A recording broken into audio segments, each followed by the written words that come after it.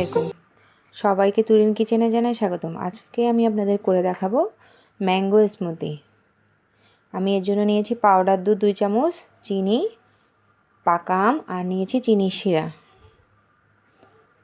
চিনি শিরাটা চুলায় দিয়ে চিনি গলা পর্যন্ত ওয়েট করবেন, তারপর ঠান্ডা করে রেখে দিবেন, যেটা আমি ম্যাঙ্গো স্মুদির জন্য ব্যবহার করছি। আমি এখানে নিয়েছি পাকা আম একটি, চিনির শিরা নিয়েছি হাফ কাপ, গুঁড়ো দুধ নিয়েছি 2 টেবিল স্পুন, দিয়ে দিচ্ছি চিনি। চিনিটা আপনারা আপনাদের স্বাদ অনুযায়ী দিবেন। আমি এখানে 3 টেবিল স্পুন দিয়েছি। এখন সব কিছু উপাদান একসাথে ব্লেন্ড করে নিব।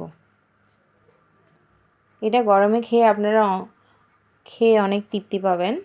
আশা করি রেসিপিটি আপনারা ট্রাই করবেন।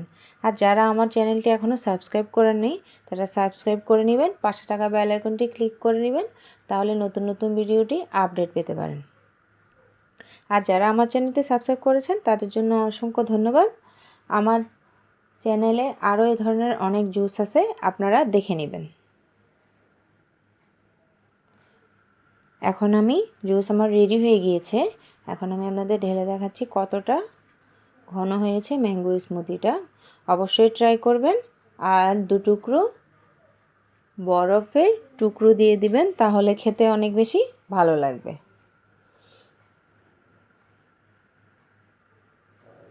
এতক্ষণ আমার ভিডিওটি দেখার জন্য ধন্যবাদ। এখন দিয়ে দিচ্ছি একটা স্ট্র, যেটা দিয়ে আপনারা ম্যাঙ্গো স্মুদিটি খেয়ে নেবেন।